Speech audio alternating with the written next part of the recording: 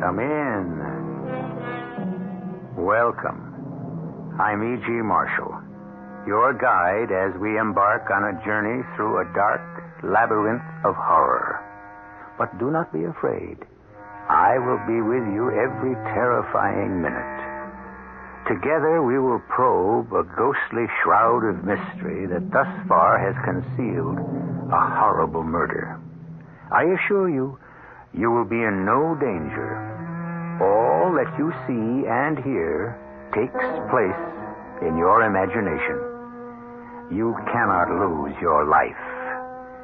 You can only lose your mind. Our mystery drama, Brain Drain, was written especially for the Radio Mystery Theater by Ralph Goodman and stars Paul Hecht.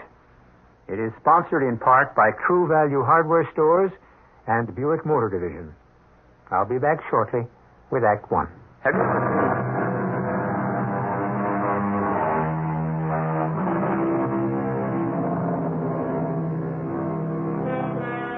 Most tales of terror begin just before a gruesome murder is about to take place. Our story begins after the fact. Space scientist Carl von Linden is already dead. His murder, if it was murder, was neither unusual nor gruesome. But there were strange circumstances surrounding his sudden and unexplained demise. Investigating these circumstances is Charles Carey, a government agent assigned by his superiors at the Bureau to make a routine check of the situation. With him at the dead man's apartment is his assistant, Henry Boggs. What they are about to discover is anything but routine. Here we are, Lieutenant. Uh-huh. I believe this was von Linden's apartment, number 17. Yep. I've been here many times, Boggs. Under more pleasant circumstances. You and he were good friends. His death must have come as quite a shock to you. I was such a young man. Just turned 30. One of the most promising scientists the department has ever known. Open the door, Boggs. You have the keys? Right, sir. Well, the rooms are rather large. Comfortably furnished. Yep. Von Linden and I spent many evenings here trying to outguess each other's moves on that chess set. What did he talk about? Oh, everything. Anything. Except those top-secret experiments he was conducting. He was always open, friendly, easy to talk to. That is, until last week when he returned from Cairo. Cairo? Well, then these must be the souvenirs of the trip. Excellent photos of the pyramid. Yeah, he showed them to me. There's one picture there that still baffles me, though. Which one? This one, here. Of von Linden standing at the entrance of the large pyramid. You see, look, he's standing at one side, looking to his left, smiling, as though he was being photographed with someone else. But there's no one else in the photo, huh? Well, now that you mention it, that is rather strange. Did you ever ask him about it? No. He didn't seem to want to talk about that trip. There was this girl, Tara, I believe her name was, a young woman with a strange hypnotic quality. He was glad to return home to escape her spell. Well, you don't think this Tara could have had any connection with his death? That's not likely. She was in Egypt when he died. She called him just before he had that fatal stroke. No, unless there's some way you can kill a man through hypnotic suggestion, we'll have to rule Tara out as a suspect. Here, have a look at her. Among these photos? No, on this easel. There's a painting von Linden made from memory when those nightmares began. Nightmares? Yeah. Look at this face, huh? Hard to believe someone as beautiful as this could give you nightmares. Oh, fascinating green eyes. Even more startling when contrasted with raven black hair. Who was she, Boggs?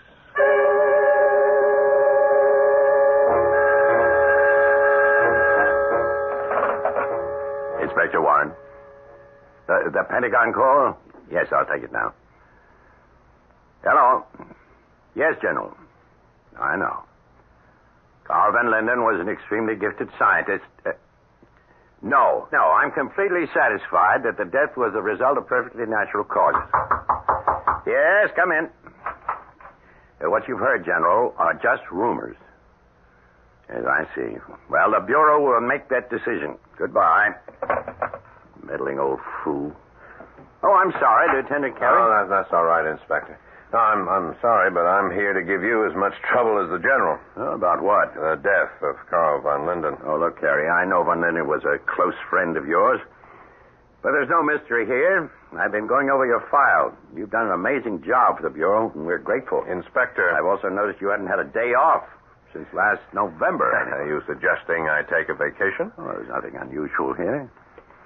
Many men in their prime overwork, buckle up under accumulated pressure, keel over, quite suddenly, as your friend von Linden did. Inspector, I saw a young man in perfect physical health keel over, as you say, but it wasn't from overwork or accumulated pressure. Harry. I think I understand. Someone somewhere in this Bureau has decided that an investigation might produce results that could be damaging. The decision to close this case was mine alone. Now, why don't you start that vacation I suggested? Well, if you say so, sir. Good. And why not start by coming to my home tonight? I'm giving a small dinner to introduce a young lady I've been seeing. Someone I'm rather serious about. Well, if you don't mind, I'd... Oh, you have a date? Fine, bring her. I'm sure Tara would love to meet her. Tara? Well, you heard me mention her before. No. I mean, I guess so. There'd be no other reason the name would sound familiar to me. Yes. Well, then you will be there. 8 o'clock? Yes, Inspector. Yeah, I'll be there.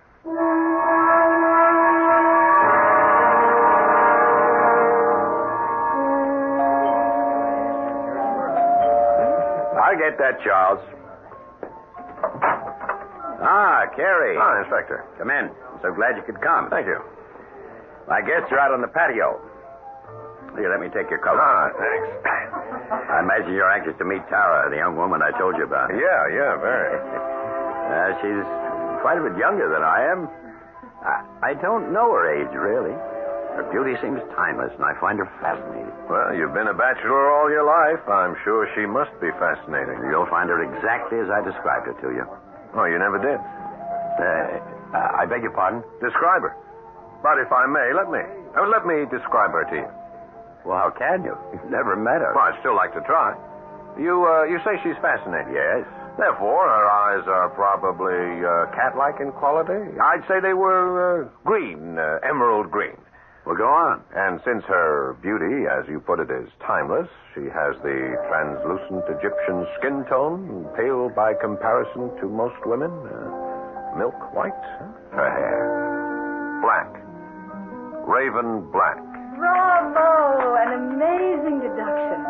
I've been standing here in the shadows, and yet this handsome young man has given an intimate description of me. Tara. Well, do come in, Tara. I'd like you to meet our new Bureau expert on extrasensory perception, James Carey. Oh, fascinated, Mr. Carey. No more than I, Miss... Just Tara. Call me Tara. Everyone does. Everyone? Oh, now, don't be jealous, darling. Carey, isn't he the young agent you were telling me about? The friend of that gifted scientist who had that unfortunate heart attack? Oh, my sympathies, Mr. Carey. It was a great personal loss. I understand. And yet the dead are gone. What purpose would it serve to exhume the body and perform an autopsy? You told her of my request for an autopsy, sir? Well, we were discussing the incident briefly. We have no secrets. Well. If we're going to have silly bureau talk, I'll return to our guests. I was amused, Mr. Carey, when I entered the room, but if you insist on being intense... No, Tara. Control that temper of yours. Don't leave. I was just trying to explain. Yes, stay, Tara, as a favor to me. Oh, Dr. Kadar, forgive the outburst. I did not know you had arrived. I'm sure you did not mean to be impolite. Mr. Carey, Inspector Warren, this is an old and dear friend of mine, Dr. Stefan Kadar. Welcome to my home, Doctor. I don't believe Tara has mentioned you before. I have been away on a journey. To the Middle East, Doctor? Why do you say that? Oh, the souvenir you wear around your neck. The silver pendant engraved with hieroglyphics. That sapphire set in the center is an ancient Egyptian cat's eye, is it not? You are quite observant, Mr. Carey. Well, Mr. Carey here is one of my staff of government investigators. Investigating what, if I may ask? Oh, nothing. At the moment, Doctor. I'm here as a guest, as you are. But I do find that pendant unusual, almost hypnotic. Can't seem to take my eyes off it. Really? He's right. It is fascinating. It is getting rather late. I merely stopped by to extend my best wishes. By the way, Mr. Carey, what time do you have? Huh? Time? Oh, that's 4:15. 4:15 in the evening, sir. Oh. I'm afraid my watch has stopped. Has it? I suggest you check his watch, Inspector. Mr. Carey seems confused. Yes, of course. It has stopped. No, wait a minute. Good Lord, it's starting again. The hands are spinning.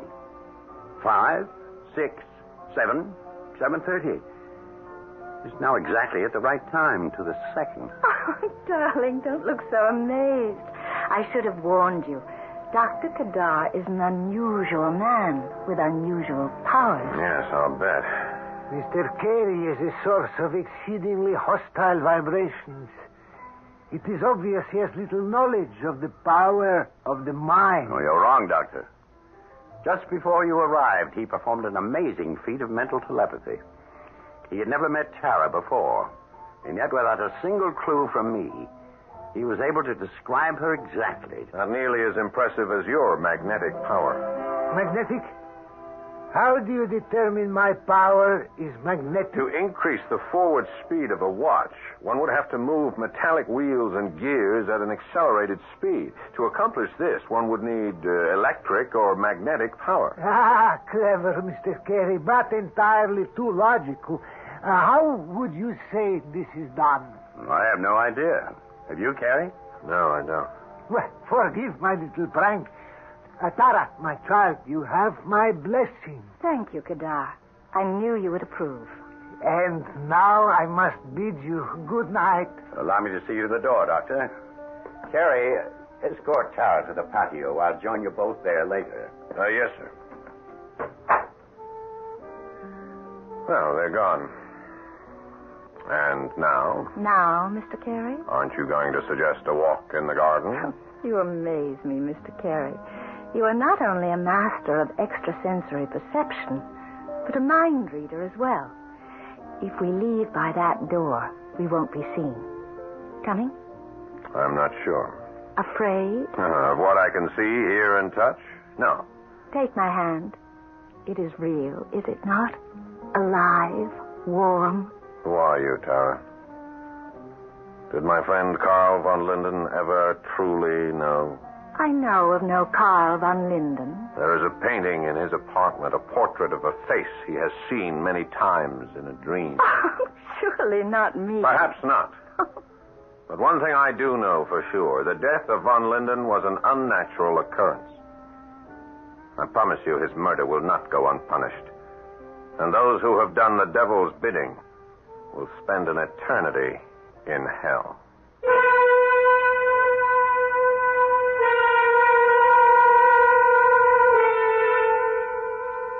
We have a determined investigator in Lieutenant Charles Carey. Tara seems innocent enough, and yet her resemblance to the portrait in von Linden's apartment is too remarkable to be coincidence.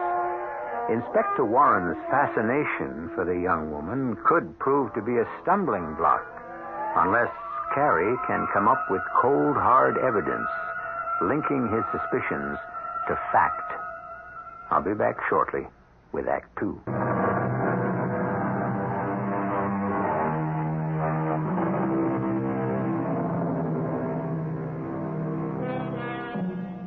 Three days have passed since the untimely death of gifted space scientist Carl von Linden.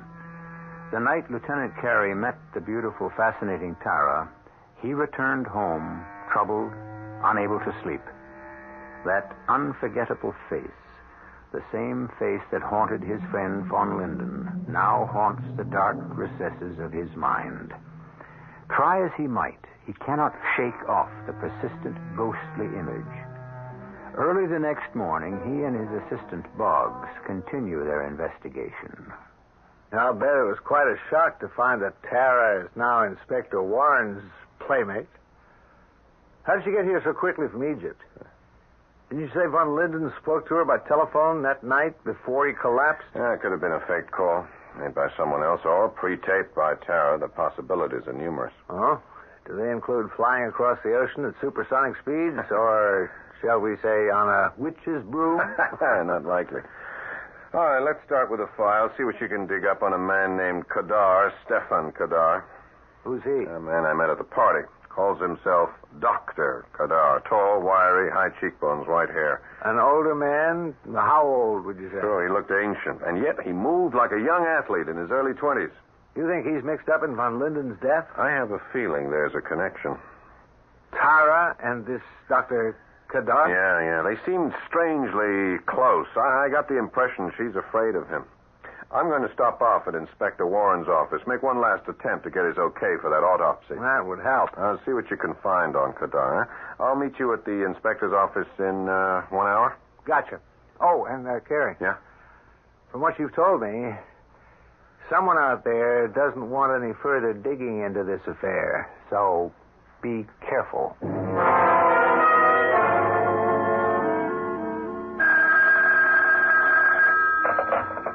Inspector Warren speaking.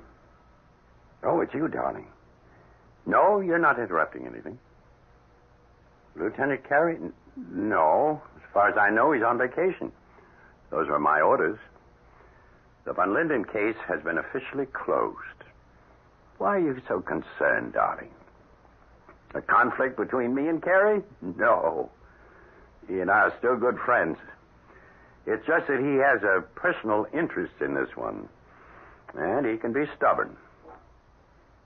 Darling, don't worry. I won't upset myself and I won't overwork. Darling, someone's at the door. Yes. See you tomorrow night. Goodbye. Boggs, what are you doing here? Looking for Lieutenant Carey, sir. Isn't he here? Here? No, he's on vacation. Oh, yes, that.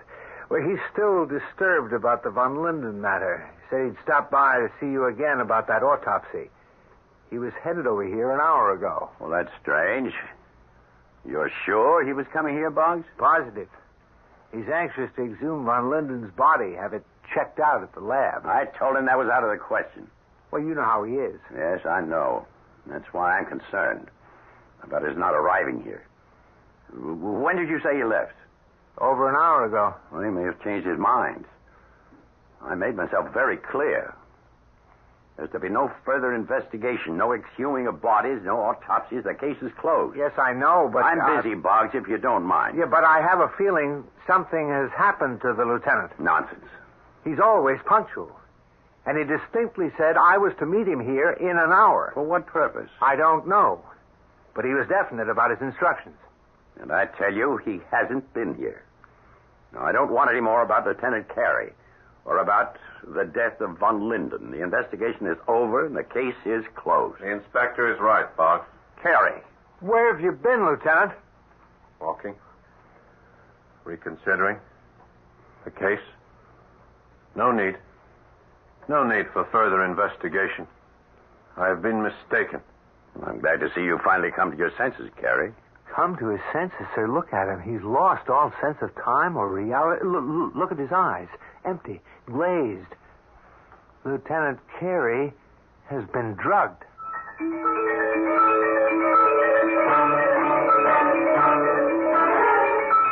How do you feel now, Lieutenant? I'm better. Still a little shaky. The inspector's with the doctor. Uh-huh. You had a rough time for a while. Yeah, my head sure feels like it. Can you remember anything? Anything that might give us a lead on how you came to be in this condition? Well, I do remember leaving the office, heading for the elevator. On the way, somebody I haven't seen before said there was a call for me in Major Carlson's office. He's been transferred, you remember, to Rhodesia. So I picked up the phone, and a voice that was so familiar. It said, Yes? Don't press so hard, Carrie. It'll come to you. But an hour completely dropped out of my life? Not to mention the 6 hours following. What did the doctor say, Inspector? You'll be all right. There's no official conclusion on what actually happened to him. The lab reports all look normal. Normal. All because we're checking out a death that the Bureau refuses to classify as a murder case. Perhaps I have been a bit stubborn about this. At first, things did look normal. But now, I just don't know. You can find out. How? Okay, that autopsy.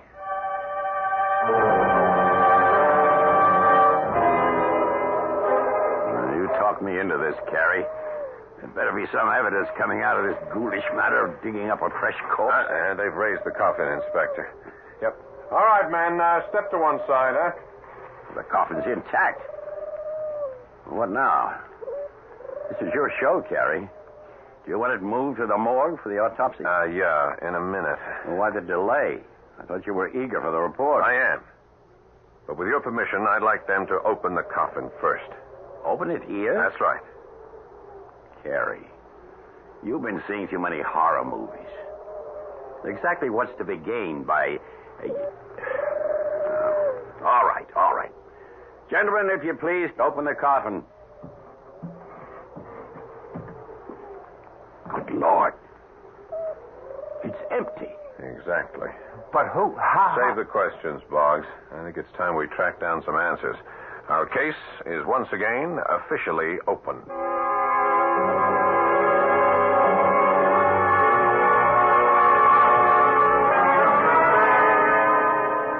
After 2 days of digging into the files, we don't seem to be any further along than we were before. Nothing on Kadar? Not a thing. The man just doesn't exist. Well, perhaps he doesn't. What? Strange creatures, Kadar and Tara. One seems able to travel at the speed of light, be in two places at once, here in Egypt, and the other, Dr. Kadar, untraceable. Vanishes into thin air after making a mysterious appearance at the inspector's house. Have you spoken to the inspector about this? No, he's so taken with the beautiful Tara, I'm sure he won't listen to reason. Even if we had some facts to reason with. Well, what exactly do we have? Well, Carl von Linden met with foul play, or else his body would not have been removed from that coffin. Jack? And a theory, only a theory, mind you, but the murder of von Linden is part of a pattern. A brain drain that began 6 months ago, according to some checking I've been doing on my own. Brain drains? Yeah, a series of unexplained deaths of talented scientists. Deaths that have taken place in various parts of the world. I don't follow. Here, these clippings from the files of the international press. Possibilities I had expected have turned out to be facts. Which are? Fact number one, von Linden, American space scientist, dies suddenly, cause unknown, and his body vanishes mysteriously. Well, that's true, Fact but number two, reported in this newspaper from Leningrad. Ivan Salkovich, Russian scientist, drowned in the Baltic Sea. Body never recovered. Fact number three, Pierre Chamois, working on top-secret biochemical experiments in Paris, trapped in a laboratory fire of unknown origin. Body never found, or never acknowledged to have been found by the French government. Well, that's fascinating, but I fail to see the link. In each newspaper, there is a mention of a theatrical performance being given that week by a psychic, a mentalist, if you will, in the same city where each tragedy has occurred. And his name? Dr. Kadar. Kadar? What's the next step, sir? We're going to follow the trail that's warmest, Boggs. We're going back to that grave site.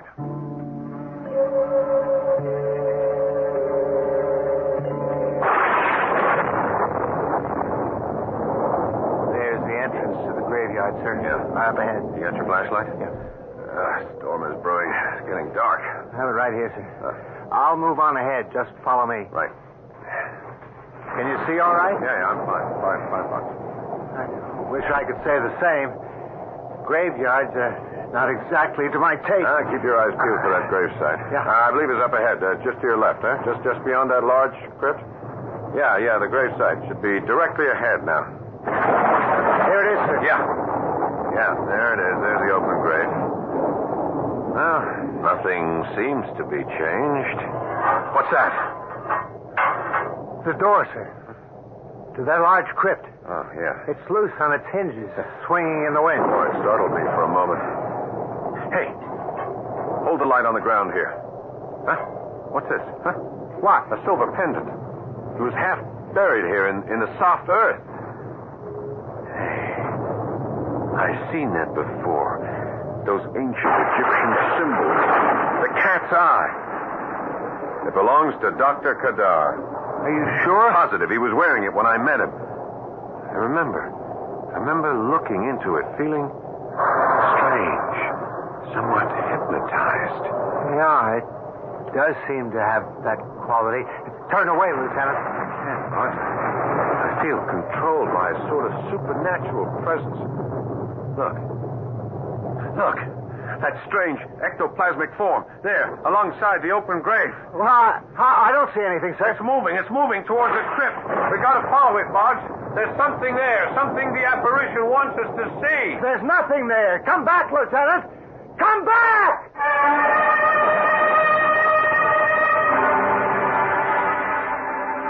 Yes, the mind is a fragile thing. And when it is under pressure, it has been known to conjure up strange, frightening illusions. Did Lieutenant Carey actually see something hovering over the open grave? What strange force has taken control of his will? What lies waiting in that ominous crypt? We'll find out more about this deadly situation when I return shortly with Act 3.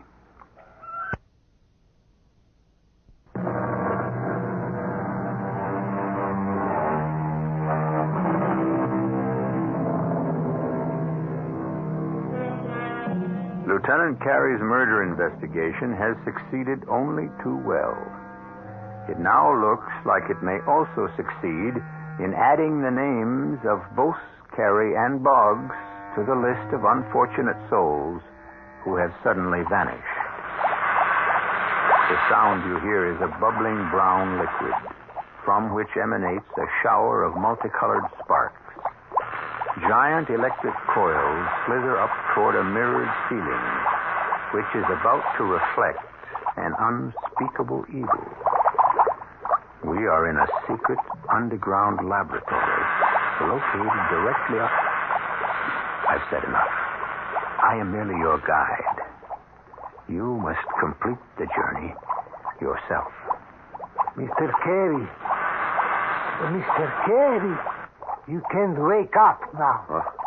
What? Mr. Carey. Dr. Kadar. Precisely. I'm flattered you remember me. You are most kind, particularly for returning my pendant.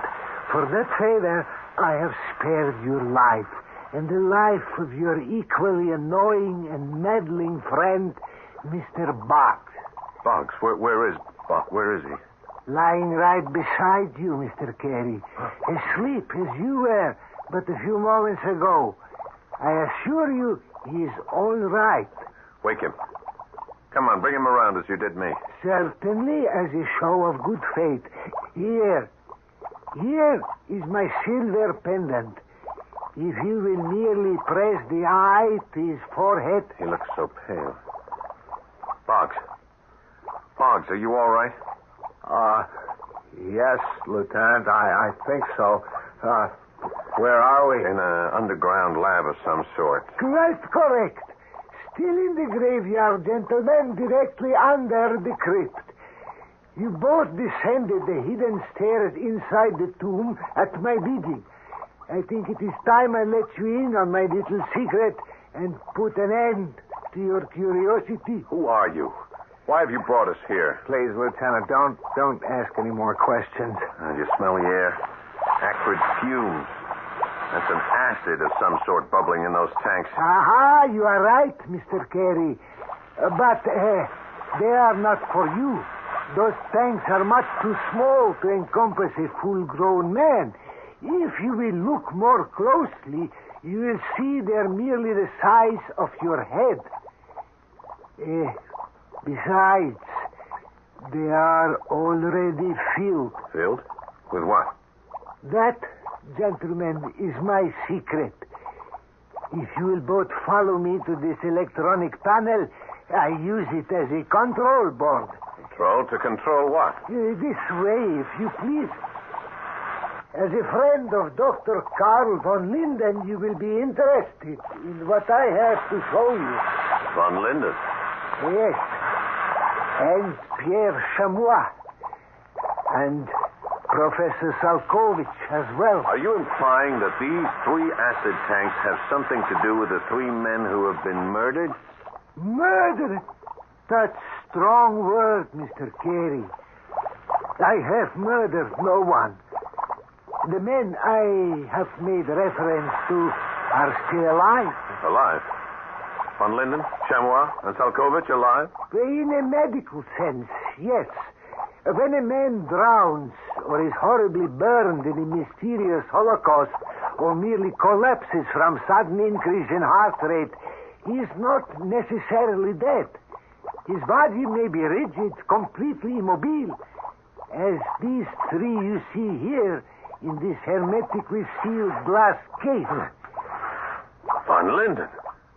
And the other 2 must be Chamois and Salkovich. But as long as the brain continues to function, medically, a man is still alive. These 3 gruesome corpses alive? Come, gentlemen, you are looking in the wrong direction. Here are von Linden, Chamois, and Salkovich. Here, in these bubbling tanks, each containing one magnificent specimen of a superior brain. A living brain, if you will, kept alive by me. You go. Careful, Boggs. He's got his hand on that control panel.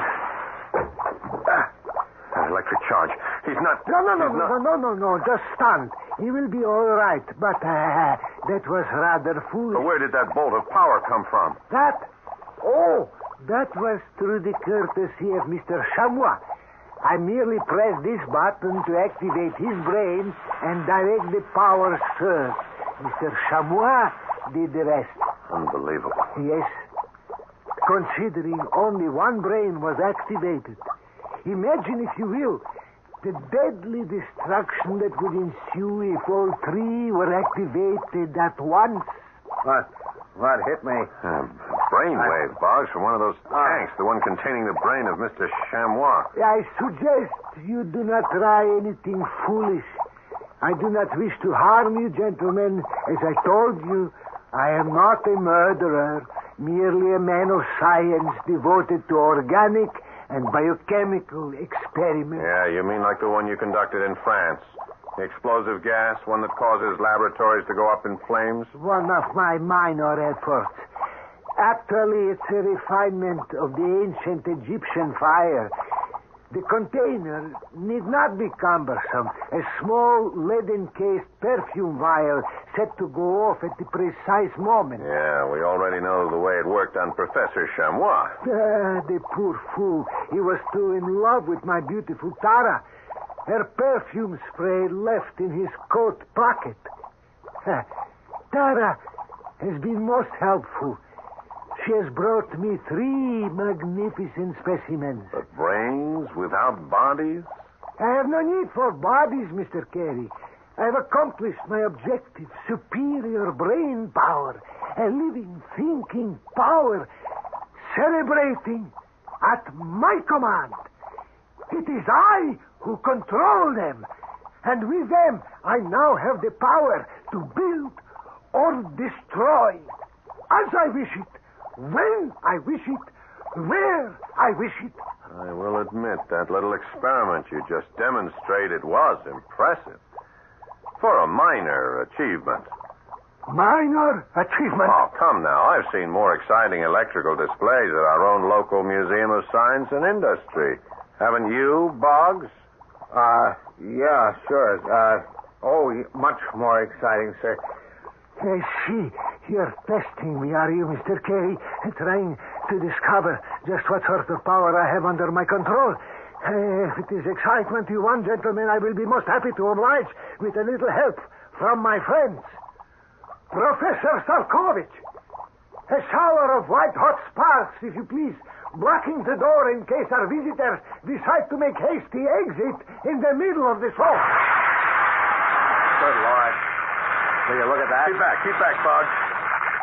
Now you, Dr. von Linden, a needle-sharp laser beam, blue liquid fire, separating our two guests. Hold them prisoner, each to his own side of the room. Watch it, Boggs. Jeez, that was too close for comfort. And now, once again, I call on you, my good Samoa. Repeat your past performance. Strike Mr. Boggs with a kinetic bolt of current. This time, increasing the power to killing a crazy... No, wait. Stop. You've proven your point. Dr. Kadar, we've seen enough. I hear you, Mr. Carey. And so it seems of Salkovich, Samoa, and von Linden. The electrical display, as you put it, is over. I must admit, that was really something. Thank you.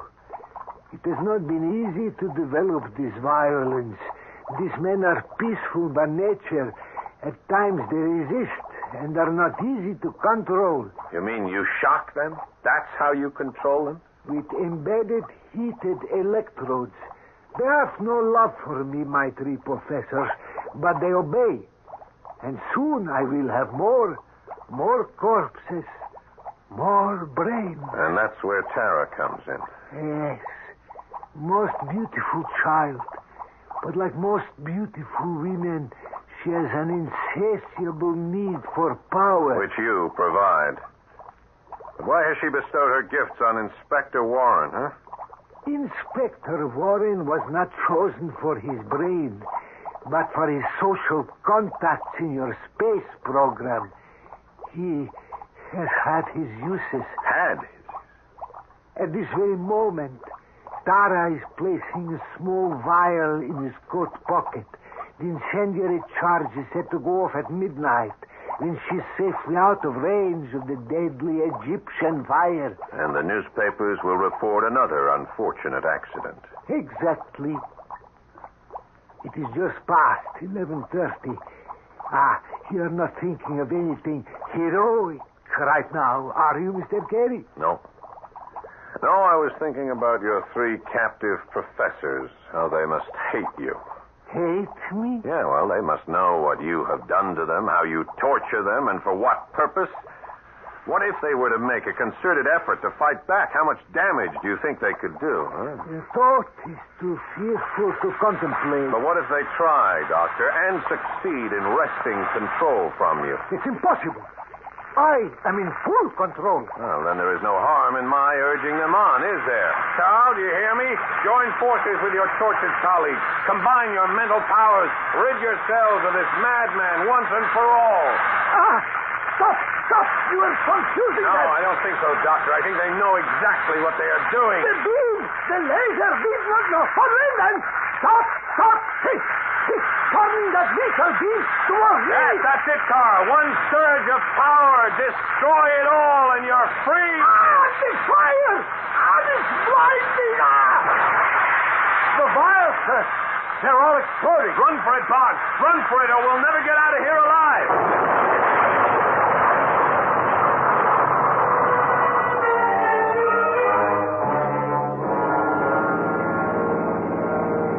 I can't believe it, Lieutenant. That chamber of horrors, it was like a nightmare. Keep your eyes on the road, Boggs.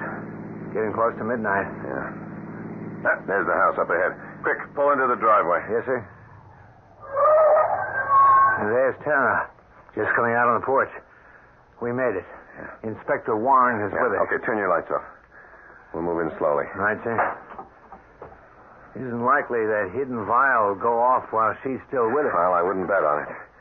A madman like the late Dr. Kadar was capable of anything. Okay, stay in the shadows. You've really been a delightful guest, darling. But really, you mustn't stay any longer. I'd never bear to leave you. But it's almost midnight. I'd love for you to stay, but... Would you, Tara? Carey. And Boggs. What are you two doing here? I'll explain in a minute, Inspector. Give me your coat. My coat? Yeah, that won't be necessary. I found what I want here in your pocket. Tara's perfume vial. You're mistaken, Mr. Carey. That vial is not mine. Oh, but it is, darling.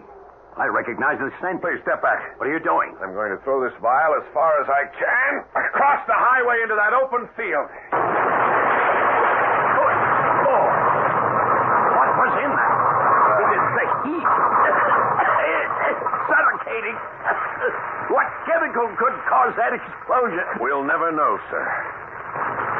We'll never know.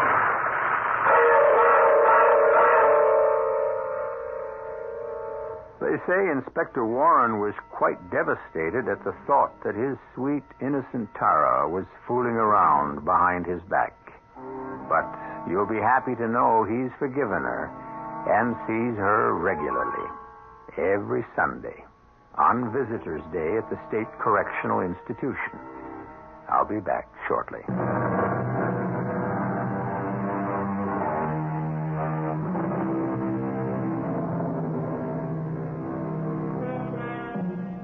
Most crime stories have a message. Ours do not. They are offered as pure entertainment. But for those who insist on a message, we offer you a choice of two. For the good guys, we have a word of caution. When it comes to a romantic liaison with a beautiful woman, look before you leap. It could be a matter of love or death. And to the bad guys, a word of advice from Oscar Wilde, who warns, murder is always a mistake. One should never do anything one cannot discuss after dinner. Our cast included Paul Hecht, Robert Dryden, Stotts Cotsworth, and Carol Teitel. The entire production was under the direction of Hyman Brown. Radio Mystery Theater was sponsored in part by Carrier Air Conditioning. This is E.G. Marshall inviting you to return to our Mystery Theater for another adventure in the macabre. Until next time, pleasant dreams.